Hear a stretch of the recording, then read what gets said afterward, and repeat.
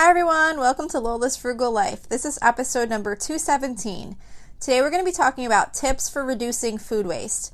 So please stick around for a few quick words from our sponsor and we'll get right into the show. Today's episode is brought to you by BetterHelp. If there is something interfering with your happiness or preventing you from achieving your goals, BetterHelp will assess your needs and match you with your own licensed professional therapist. You can start communicating in under 48 hours. It's not a crisis line, it's not self-help, it's professional counseling done securely online. There is a broad range of expertise available, which may not be available to you locally. The service is available for clients worldwide. You can log into your account anytime and send a message to your counselor. You'll get timely and thoughtful responses, plus you can schedule weekly video or phone sessions so you won't ever have to sit in an uncomfortable waiting room as with traditional therapy. BetterHelp is committed to facilitating great therapeutic matches, so they make it easy and free to change counselors if needed. It's more affordable than traditional offline counseling, and financial aid is available. BetterHelp wants you to start living a happier life today. Visit betterhelp.com/Lola, that's better HELP, and join the over 1 million people who have taken charge of their mental health with the help of an experienced professional. This podcast is sponsored by BetterHelp, and Lola's Frugal Life listeners get 10% off their first month at betterhelp.com/Lola. Okay, so today I wanted to talk about tips for reducing food waste. So I think growing up, all of us were kind of taught about not wasting food because there's other people in the world that don't have an opportunity to have so much food like we do. And I think that's kind of more the aspect of how we're taught about why we shouldn't waste food. And while that's definitely important and we should all be grateful for the food that we have and realize that we're lucky to have so much and not have to, ever worry about not being able to eat, I think one of the things that isn't always talked about is the cost associated with wasting food. If you kind of picture yourself throwing money in the trash every time you're throwing out uneaten leftovers or produce that went bad because you didn't use it in time, it kind of gives you a whole different perspective, because if you think of it, you did take money that you earned, went to either the store or to a restaurant or wherever and purchased that food, and now you're throwing it in the garbage. So you spent money on stuff and now you're tossing it out. So you're throwing money in the trash for food that didn't get eaten. I never understand when I go to like a restaurant, especially with people that aren't like my immediate family, so you can't really like say something. But they'll have like this huge amount of food left on their plate, and the waiter or waitress will ask them, do you want to have that wrapped? And they'll say no. And I'm like, oh my gosh, why wouldn't you get that wrapped? It just drives me crazy to just kind of, if you don't like something, that's different. But if you like the food, like you just paid so much money for it, why wouldn't you take it home and eat it? It's just something that I personally always get everything wrapped, and if someone in my immediate family isn't going to wrap something or doesn't want to take something home, I scoop it into my tray, because I'm like, no, we're taking that home. We paid for that food. But anyway, so it's just kind of recognizing, that when you're throwing food in the trash, you're throwing away money that you spent on that food. So, although we want to waste as little food as possible, it's also unrealistic to set a goal of zero food waste. I think it's important to acknowledge that wasting food is a big waste of money, but at the same time, you don't want to traumatize yourself every time you do have to throw food away, because I do think it's probably pretty impossible to be perfect and have zero food waste. The goal is to do everything that we can to use up as much of that food that we purchase as possible, but sometimes even when you're really trying to make sure that everything will get used up, something ends up needing to get thrown out occasionally. Maybe you bought produce that wasn't as fresh as you thought it was and it went bad much quicker than expected. Maybe you accidentally shoved a leftover to the back of the fridge and no one saw it until it was too late. Maybe you had so many leftovers from dinner that got used for lunches that the lunch meat you bought never got eaten. So, regardless of the reason, food waste does happen. And I've been trying, at least for myself, to be more accepting of this, because it bothers me so much when I do have to throw food out that I kind of have to just, remind myself that, this is it just happens sometimes, and we do everything that we can not to waste food, and I can't beat myself up over, having to throw out food on a rare occasion, because I know that we're really doing everything that we can to have that happen as little as possible. So I think it's just kind of important to remind ourselves of that. So as far as tips for reducing food waste, my number one tip is meal planning. For those of you that listen, I'm sure you already know, I'm big into meal planning. I share my family's meal plan every week, so that anyone that can use it to help them out with getting their meal plan together.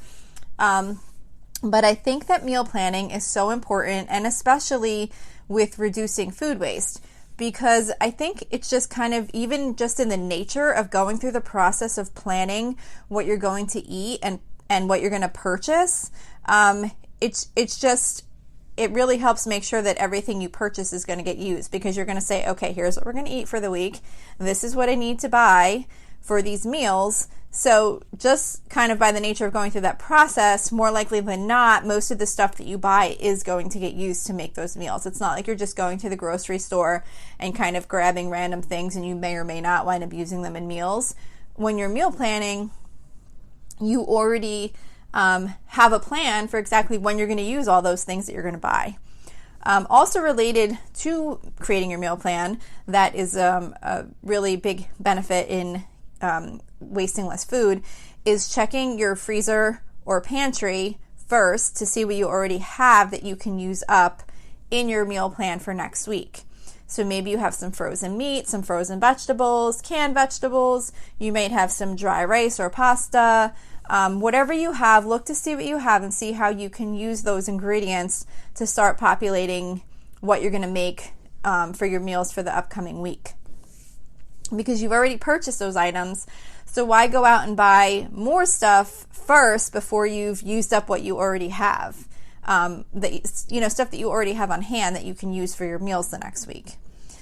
So not only does that step kind of help make sure food doesn't go to waste, but it also eliminates that frustration when you go to put away a box of pasta that you just purchased and see you already had 3 boxes of the same pasta in the cabinet. So, it's frustrating to go buy ingredients that you already had at home, and it's spending money that you didn't need to spend. So check your cabinets and your pantry and your fridge first, see what you already have that you can incorporate into meals for the next week, and then put your meal plan together after that. That way you're going to use up what you already have at home.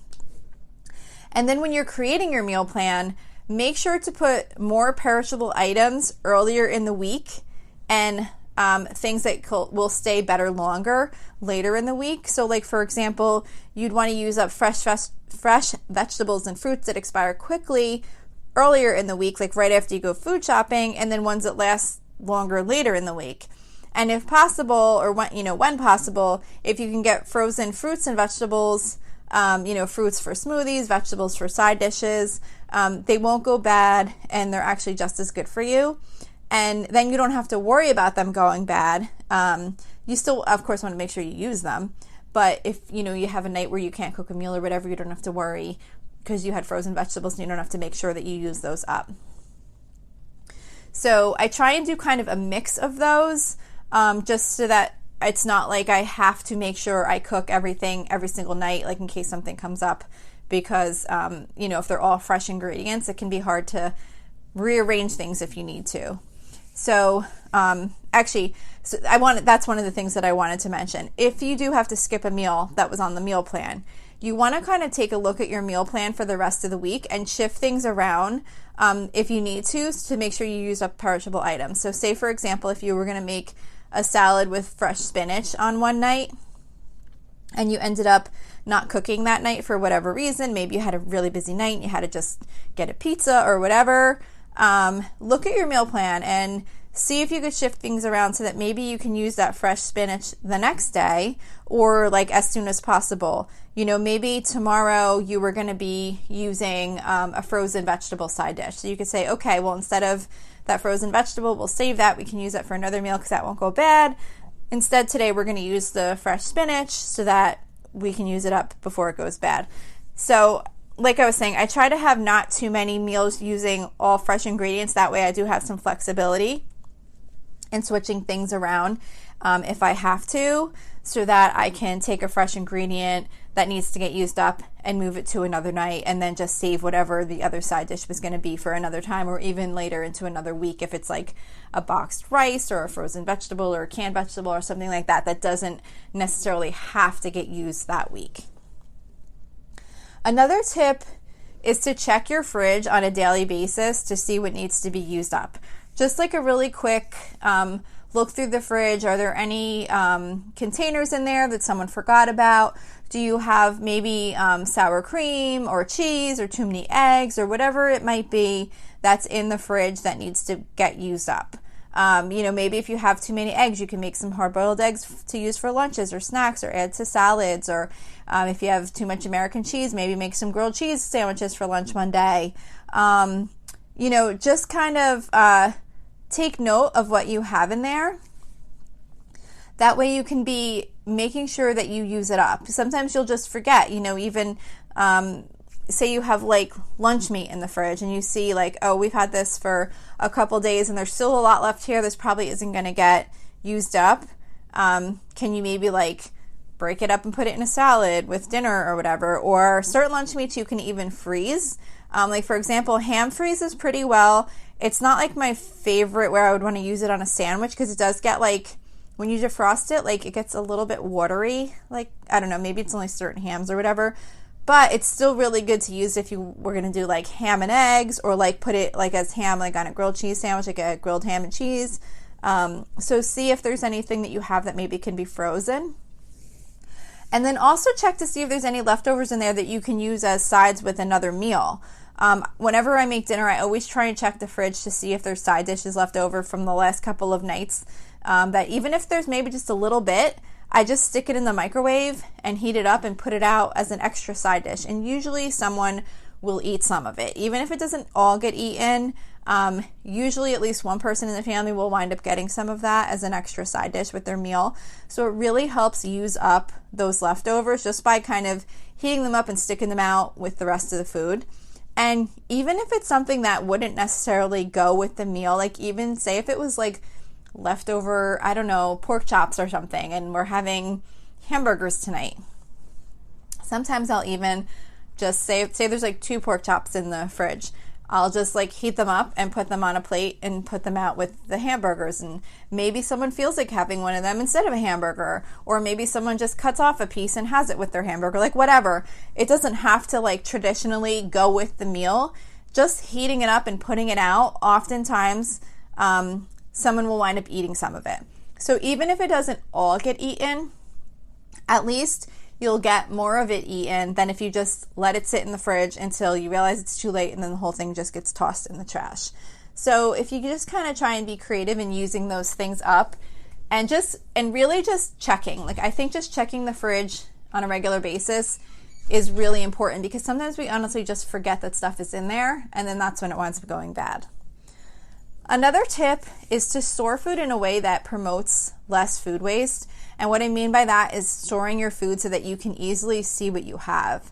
For pantry type things, keeping things together as much as you can, like keeping all your pastas together, your rices, your canned vegetables, like maybe you have like all the corn together, all the green beans together, like whatever, not going crazy, but kind of having it, like as far as organization, doesn't have to be like perfectly sorted, but you want it in a way that when you check your cabinets, you can easily see what you have. Like if you have like 2 boxes of pasta in one part of the cabinet and then another one kind of got stuck 2 cabinets away, you're not going to be able to see. So sometimes it just takes like reorganizing and just even kind of going through your cabinets just to see what you have and kind of putting them back together so that like items are stored in the same spot so that you can quickly see what you already have. For me, the most challenging part of keeping food together in a way that I could see what I had was related to my chest freezer. So I have a chest freezer in our basement, and what used to happen is, like, say I buy meat. Whenever I buy meat, especially like chicken, I'll usually buy like the bigger package so that's cheaper per pound, and then I would portion it up and then freeze it in portions, and I would use whatever I was using that week, and then the rest of it I would keep for the future. But with the chest freezer, like so much stuff would end up in there, and then everything would just be kind of piled on top of everything, and I never knew like exactly what I had, I would kind of like look around in there. But I mean, to see everything that was in there, I would literally have had to empty the whole freezer, which was impossible. So oftentimes I just would not know what was in there, and I would buy stuff and then realize that I already had it. So I looked for some tips online on how to organize a chest freezer, and one of the tips that I found, actually, no, I don't think I looked online. I think I actually posted on like a Facebook group or something, and someone suggested using the reusable grocery bags to store like items together in the freezer. So I bought a bunch of them on Amazon, and I bought like light colored ones so that I could write on them with a Sharpie marker. Like one says like chicken breast, one says ground beef, one says bone-in chicken, whatever. And whenever I buy this stuff, I put those items in those bags and stick them in the chest freezer so everything is together. And when I want to see what I have, I literally could just pull those bags out and stick them on the floor next to the freezer, and I can see everything that's in there. And if I want to see if I have chicken, I go to the bag that says chicken breast. I look in there. Okay, I have 2 packages. I'm good for next week, whatever. I could see exactly what I have. And now I never have that instance where you find a freezer burned package of chicken that you bought a year ago because it was shoved at the bottom of the freezer and you didn't even know that you had it.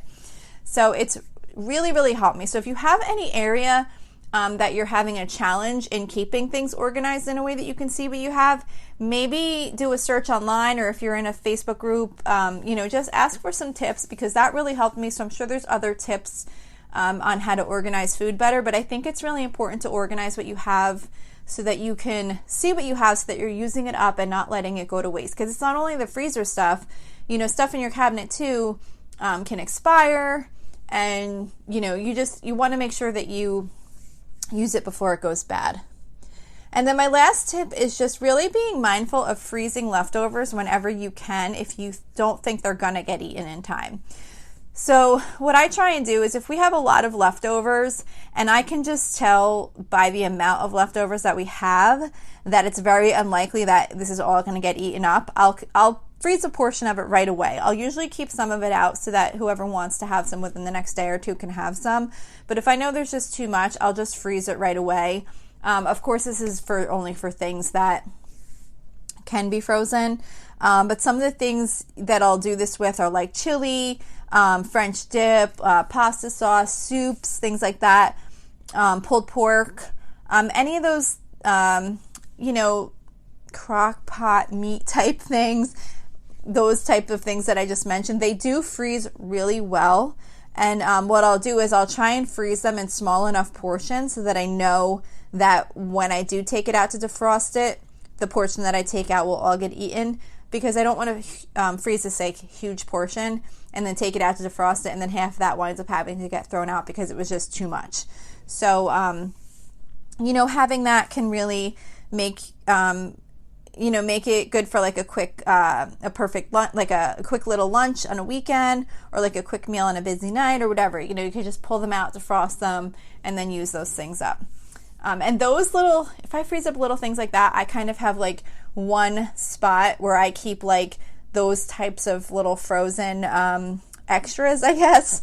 I have like a little basket that's in my chest freezer, and I kind of put those things right there so that I see them right away when I open the freezer. So again, it's kind of about making sure you have the things stored in a way that you're not going to forget about them.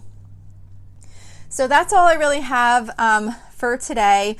I think for the most part, it's really just about being mindful about the food that you're purchasing and making sure you have a plan to use it up or freeze it, and to just kind of check, especially what you stick in your fridge after it's already been cooked, to see how you can use that food up. And to check that produce and make sure you always use that first earlier in the week so that it gets used up before it has a chance of going bad. So that's it for today. Don't forget, you can email me with any questions or suggestions at lolasfrugallife@gmail.com.